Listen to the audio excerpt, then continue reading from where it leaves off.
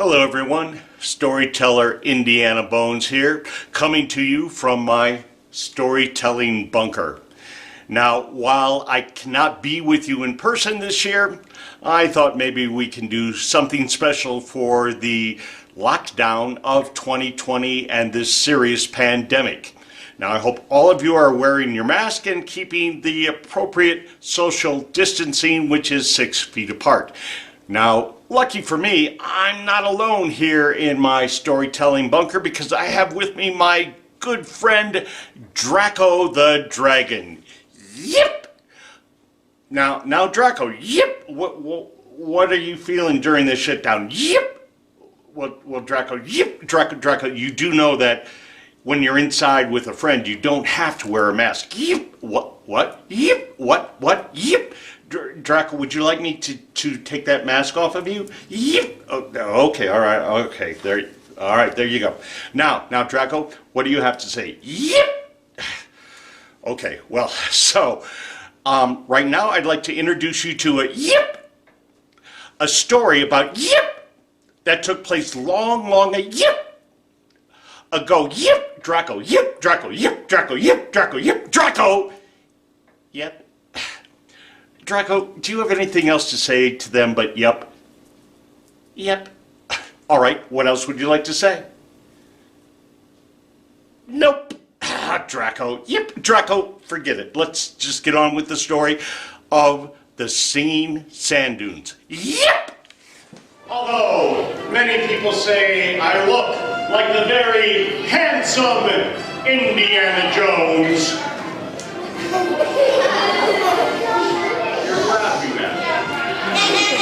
I'm not. I am actually his cousin in adventure. And they call me Storyteller Indiana Bones. And they call me Indiana Bones because I dig up the old stories. Stories from long ago and far away. Stories of fun, excitement, and adventure. Are you ready for some adventure this morning? Yeah! I'm sorry I couldn't hear you. Are you ready? Not only do I collect artifacts, but I collect fossils. And I happen to find these fossils nearby, buried in the sand. I found a set of these. These are the claws from one of the meanest, nastiest creatures that ever roamed planet Earth. And no, it's not your brother. And no, it's not your sister. These are the claws from an Allosaurus. A 22 to 30 foot long meat-eating dinosaur from the Cretaceous period. Now. I thought they were as long as bananas. No, what you're thinking of is the tooth of a Tyrannosaurus Rex, which is as long as a banana, and I just happen to have one right here in my bag. This, my friends, is the tooth from a Tyrannosaurus Rex. Now, they were a little bit bigger than the Allosaurus, and when ancient people discovered these fossils, they didn't really know anything about dinosaurs. So they thought they must have come from some sort of gigantic monster. Maybe a giant, or maybe an ogre.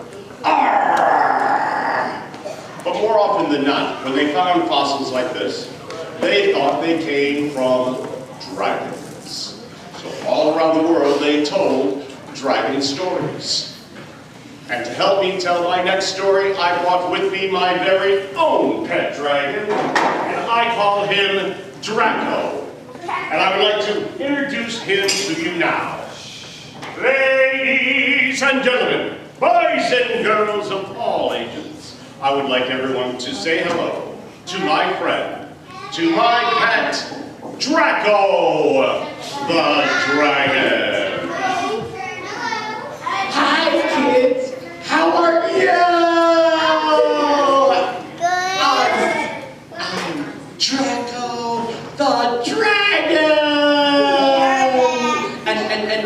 And I'm a nice dragon.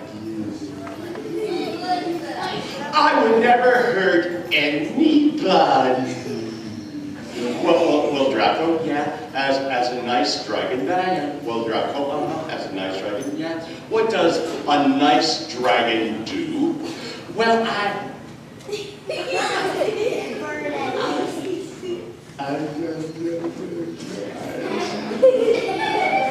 Oh, I know. Don't tell me. I know. I like to swim in the swamps. Well, good. Draco, yeah, so you like to swim in the swamps. Well, Draco, yeah, when you swim in the swamp, what else do you do? Oh, I know. Don't tell me. I know. I like to sing. Oh, good, Draco. So you like to sing as you swim in the No! I said I like to swim and sing. Well, Draco, that's kind of what I said, that you like to sing as you swim. No! I said I like to swim and sing. I get it. You like to swim and sing. Yeah. All right. Well, Draco, yeah. Could you maybe show us how you like to swim and sing?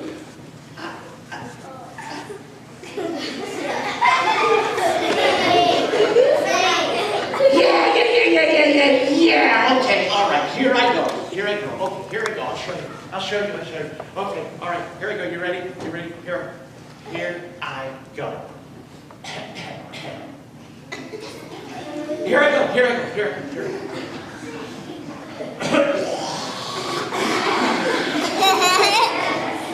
go. Here I go. For reals. Here I go.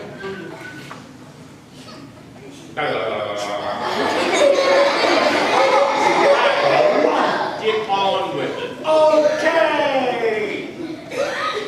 La-di-da-di-da-di-da-di-da. What are you laughing at? Don't laugh at me. Stop laughing at me.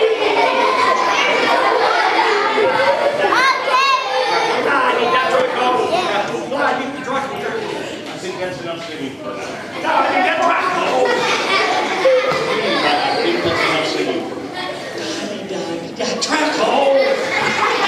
Please, no more singing. It's time for storytelling. La-di-da, no, Draco! Storytelling. La-di-da, no.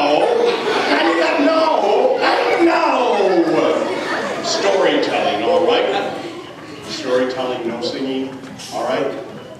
Okay.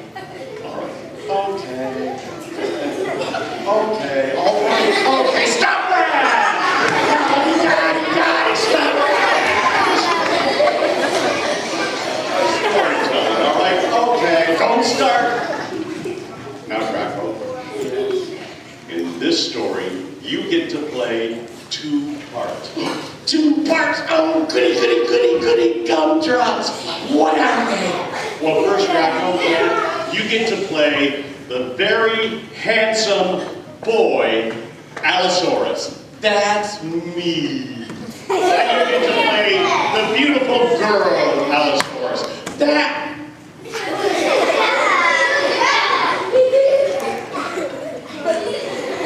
That's silly.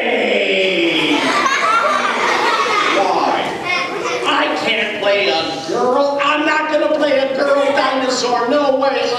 Not gonna play a girl. You do it. Me? Yeah, you want me to play a girl dinosaur? Yep. Draco, like I'm 6'1". So what? And I've got a beard. So what? And I talk with a very deep voice. So what? And Draco? Yeah. I'm a guy. Are you sure about that?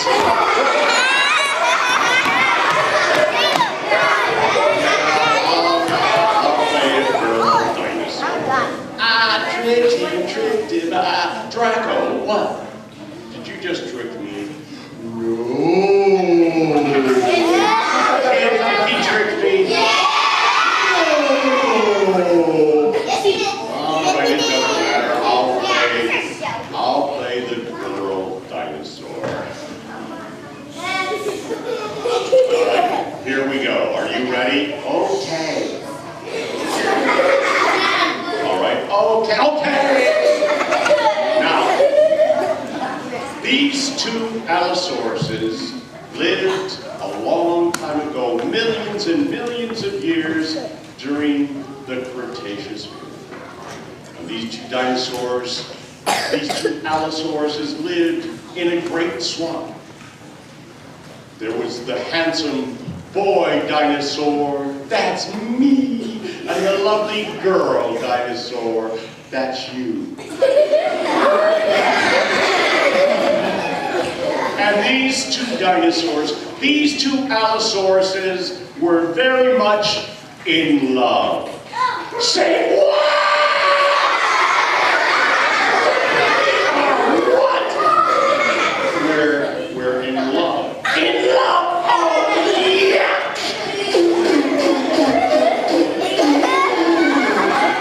Michael, what's wrong with that? It's part of the story. You have to go along with it. There's no excuses, but no excuses. But no buts. But no. But no. But no. But no. But no. But no. But no. But no. But no. But no. But no. But no. Draco, I said there are no buts. What? But no buts. But I see lots of butts out there.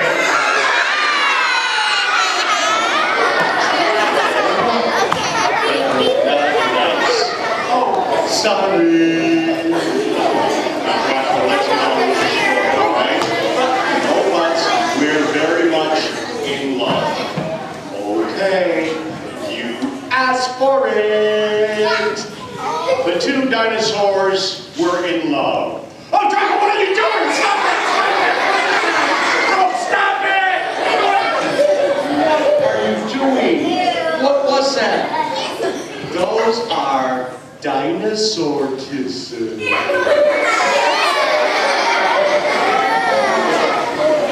Well, we just don't need any dinosaur kisses, all right? Are you sure? I'm quite sure. Are you sure? Yes. Okay. Okay. Let's get on with the story. Now these two dinosaurs, these two Allosauruses were very much in love. All day long, these two Allosauruses would spend their time splashing in the swampy water, hunting for their food, and singing out their love call, their love song to one another. First, the boy Allosaurus would sing in his beautiful Allosaurus voice.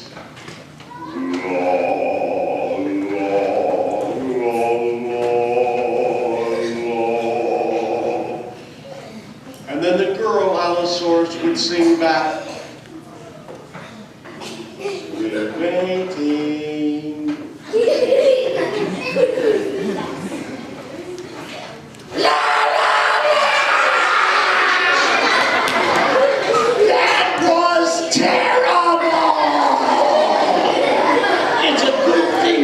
Try out for American Idol. So all day long, these two Allosauruses would spend their time splashing in the swampy water, hunting for their food, and singing out their love song to one another. La, la, la, la, la.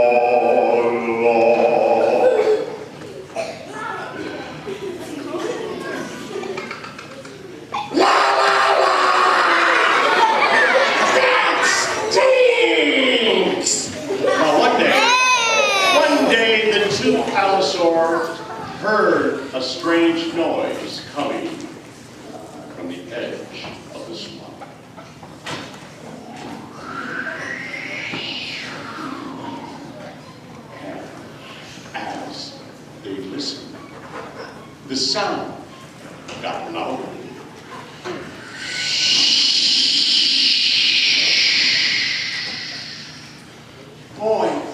sure is a strange sound, honey.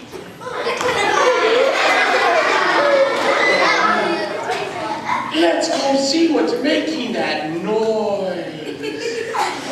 So the two allosaurs went to the edge of the swamp. And when they went to the edge of the swamp, they looked out and they saw something they had never seen before. Boing!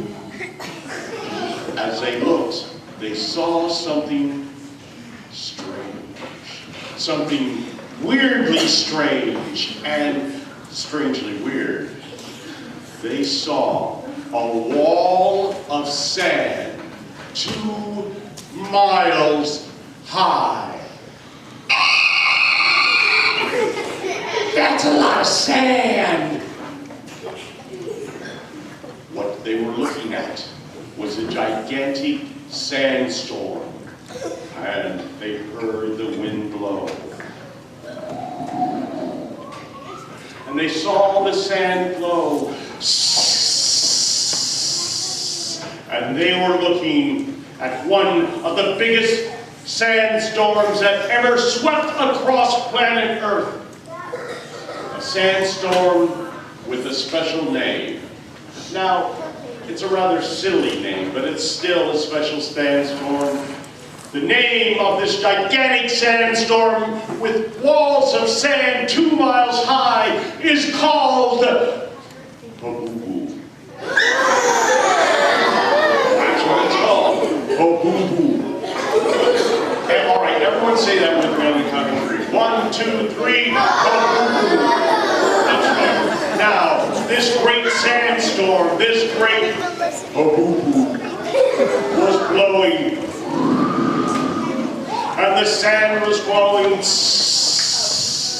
and it was covering their swamp, inch by inch, foot by foot. Well, our 2 allosaurs, they weren't stupid. That's right, I'm not stupid, no way, not stupid, not me. I might be with stupid.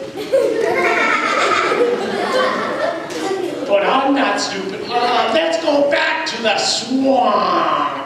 So together the 2 dinosaurs went back to the safety of the swamp, and there they would spend their days splashing in the swampy water, hunting for their food, and singing their love song to one another.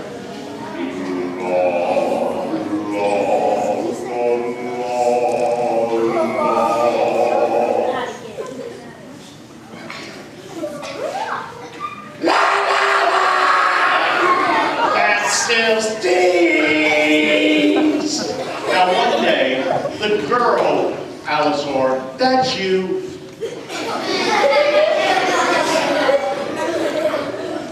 became very curious, as girls often do. But she was also very brave, as girls often are. And she went back out to the edge of the swamp to see what the great Hobubu was up to. And when she got to the edge of the swamp, she heard the wind blow, and she saw the sand flow. And she was hypnotized.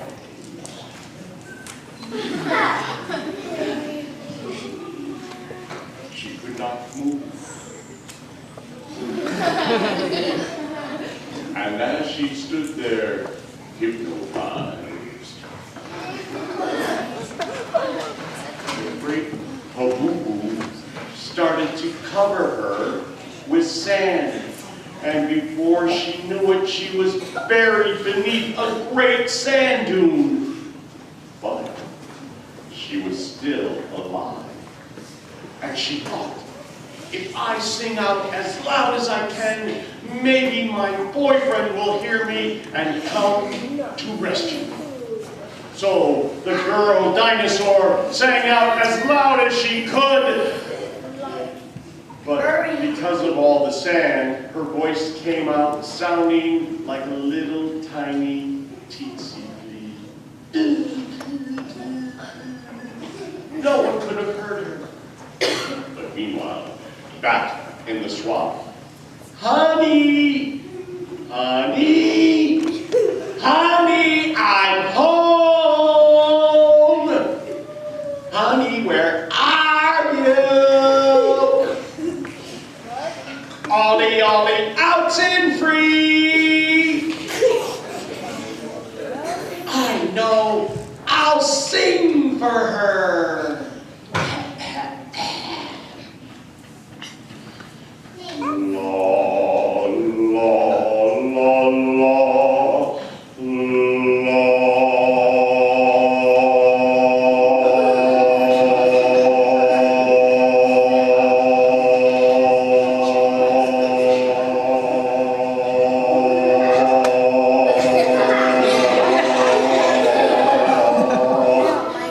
Show off. But there was no answer. So he sang toward another part of the song. La, la, la, la, la.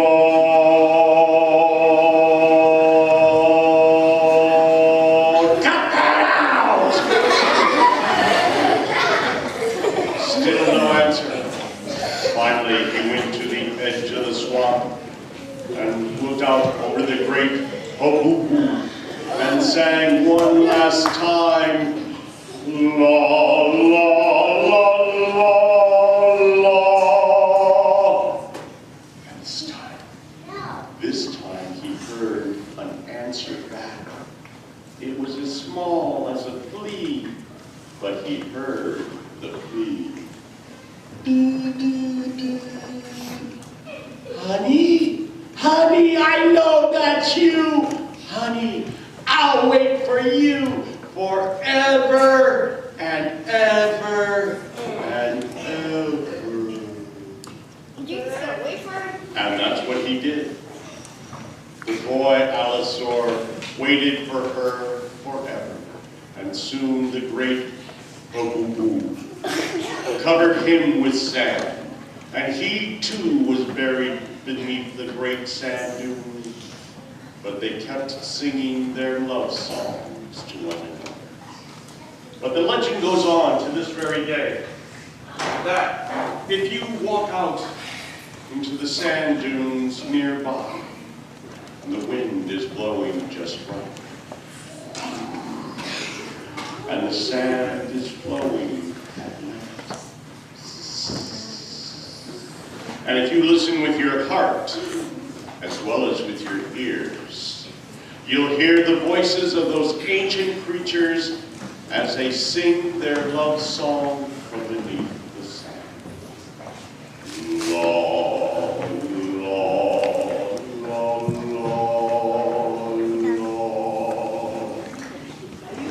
la. And that's the legend of the singing sand dunes. Thank you all very much.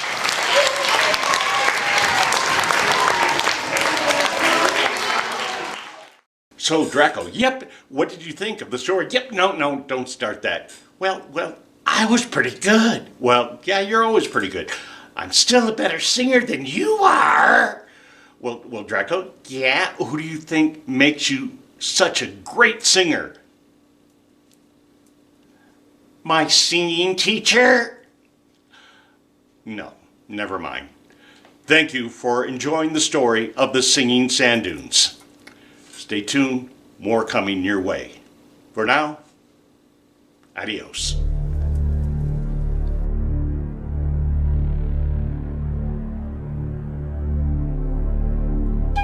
So, take your key, find your key, where did I leave that key? Okay, oh, there it is. Everyone got their key to their imagination? You got a hole in your pocket? Uh-oh, I hope it didn't fall out. So, find the key to your imagination. Now, hold it up high. Just like this, yes, nice and high. Now take that key and stick it right in your head. Ow! That hurt. And unlock your imagination.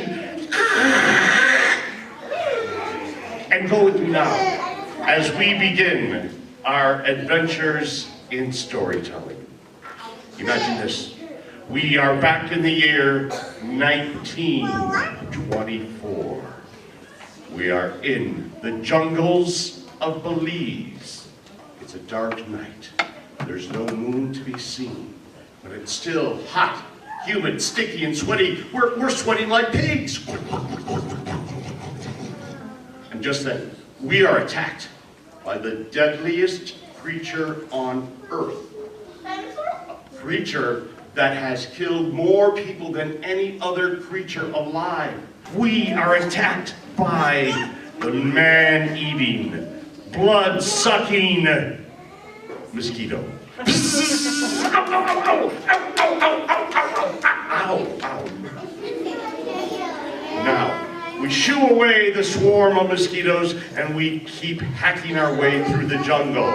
We are in search of the lost treasure of the Mayan pyramid.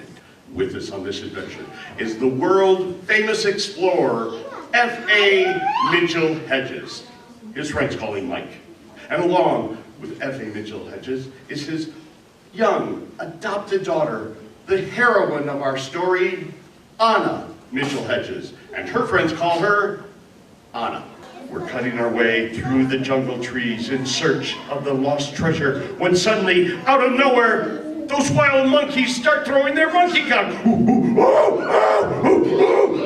Oh, yuck, monkey gunk. Oh. Now, not only is the jungle as dark as midnight, but it smells like a baby's diaper. Oh.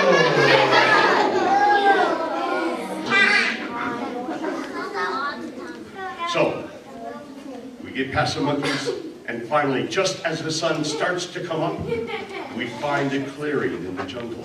And there, in the clearing, is a Mayan pyramid. A pyramid with the steps cut right into the stone.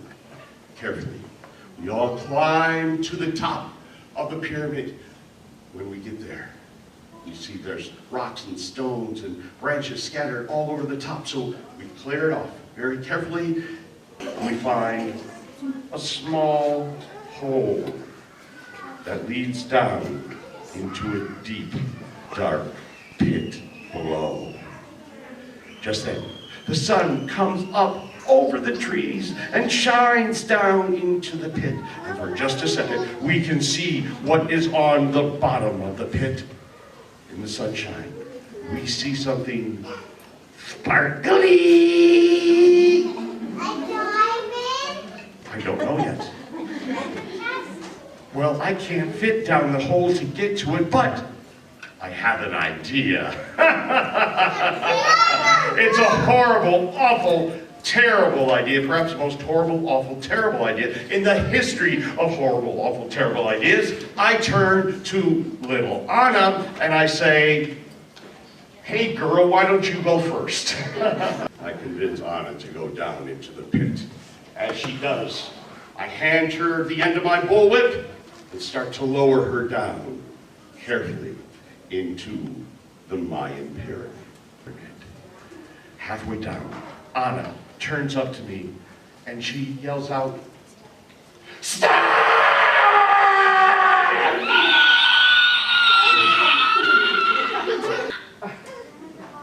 Her eyes have grown accustomed to the dark, and as she looks down at the floor of the Mayan pyramid, she sees that the floor is moving, creeping and crawling in all directions.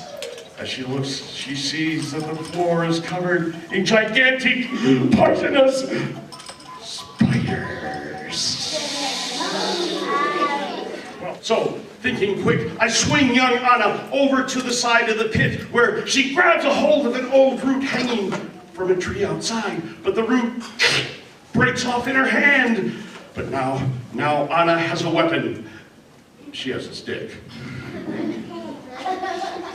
And as she holds on to that stick, I start to lower her deeper and deeper into the Mayan pyramid. When she's almost at the bottom, Anna takes her stick and shoos away the spiders, and then I drop her the last few inches to the bottom of the pit. Plop. Oops. Sorry.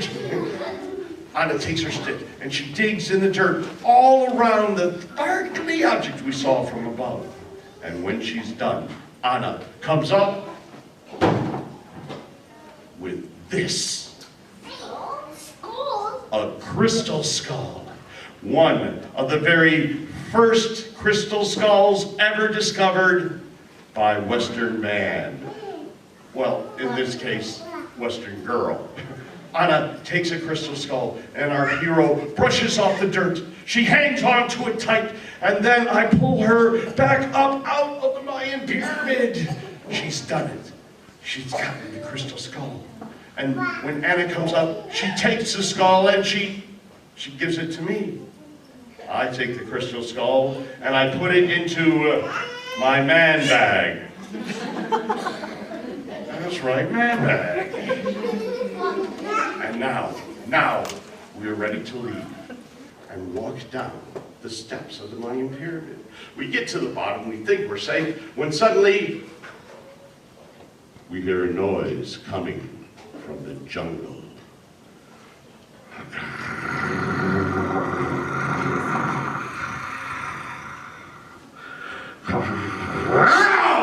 I turn up and I look, and I see the biggest, the meanest, the hungriest jaguar I've ever seen in my life. A jaguar who's hunting for his breakfast, and to him we look like a bag of breakfast burritos. The jaguar attacks. F.A. Mitchell-Hedges, like to his friends, turns to me and yells, "Bones! Run!" So I grab young Anna by the hand and we start running as fast as we can toward the other side of the clearing, toward the river where we left our canoes with the jaguar hot on our trail. And just as we make it to the trees, out of nowhere, as if they were part of the jungle itself, appear the guardians of the Mayan pyramid. Guardians with blowguns that shoot poison darts. The guardians lift up their blowguns and right at me! I dodge to the left, I dip to the right, and I start running through the jungle as fast as I can with the jaguar still hot on my trail. The guardians still shooting their darts. And then, those stupid monkeys up in the trees start throwing their monkey gunk again. Oh yeah, monkey gunk! And we keep running toward the river. Finally, we make it to our canoes. We all go to get into our first canoe when out of the water comes a man-eating crocodile. And he chomps our canoe right in half. We're in trouble now. Dun, dun, dun! The jaguar's still chasing. The guardian's still shooting. The crocodile's still chomping. And the monkeys are still throwing their monkey gun. So we all climb into our second canoe and we start paddling down the river as fast as we can with the crocodile right behind us. Snap. And the jaguar's still hunting for his breakfast. And the guardian's still shooting their darts. And then those monkeys, those stupid monkeys, take the biggest, smelliest handful of monkey gunk I have ever seen, and then they throw it as hard as they can, and they hit the crocodile in the face. The crocodile sinks beneath the water to wash off the monkey gunk. He doesn't want to chase us anymore. The guardians go back to guard the pyramid, and the jaguar goes back to hunt for his breakfast. And the monkeys, who really cares what happens to the monkeys? Finally, we make it to safety. When we get to safety, I take the crystal skull back out of my man bag, and I give it back to young Anna. Because you see, not only was she the heroine of the story, but it was also her birthday when she discovered the crystal skull. But whatever you see when you look into the eyes of any of the 13 original crystal skulls, the legend says the skull will talk to you. Hey, do you want to see if it works today? And there the crystal skull sits, forgotten, for almost 10 years.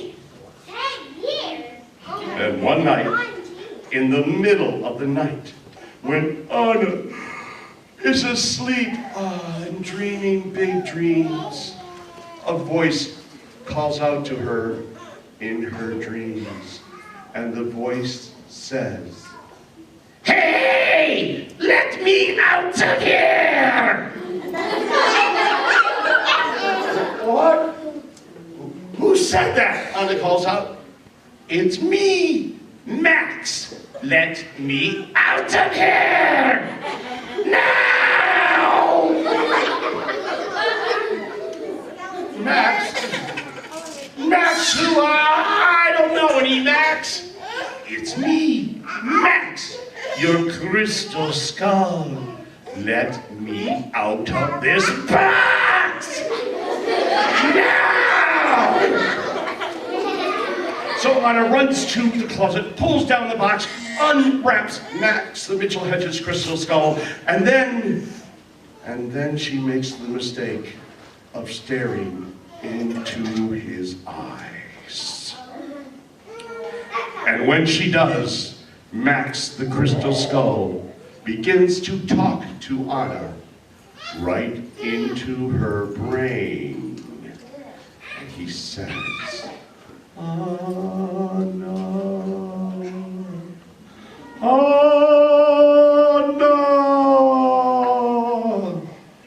Anna, you have been very, very good to me. But you left me in that box for 10 years. What's up with that, girl?" "And before that, I was at the bottom of that pyramid with all of those nasty spiders. And before then, I was in a cave in New Mexico, a cave called Chaco Canyon with rats and bats and lions and tigers and bears. Oh my, lions and tigers and bears. Oh my, lions and tigers and bears. Oh my, oops, sorry.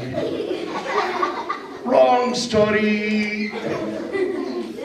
Anna, now that you've set me free, please take me around the world so people can stare into my eyes and see their future."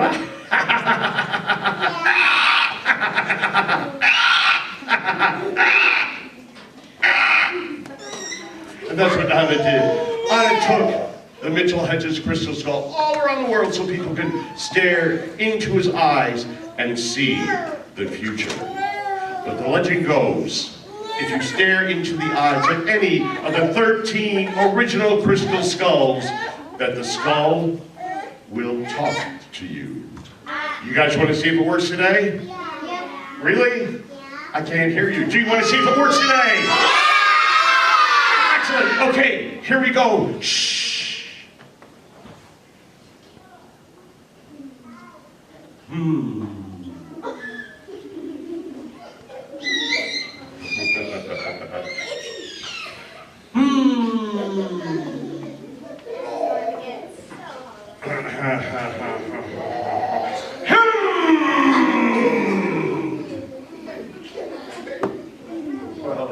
Apparently my crystal skull doesn't have anything to say today, but I did give my crystal skull a special name. And I call my crystal skull Bob. So until Bob has something to say, we'll just put him back here so we can listen to the rest of the stories. And my friends, that's the story of the history of the mystery of the crystal skull. Thank you very much. Well, so, Draco, what did you think? Oh, the kids were great. The audience was fantastic. Yeah, I know, we have great audiences. Even now, I'm sure we have a great audience watching these stories right now. So what did you think about the stories? Well, you were okay. Oh, well, thank you very much. But there wasn't any dragons. What? There were no dragons! But Draco, no buts. There were no dragons. But no buts. But no buts. But no buts. But no buts. But no buts. Okay. Well, Draco, what? Draco, I'm working on new stories to tell the kids. Oh, will there be dragons? I don't think so. Oh, you can't put a dragon in the story. It's always better. All right, I'll try to remember. Do that. Okay, I will. So kids, remember to stay tuned for Storyteller Indiana Bones as I create new stories for you.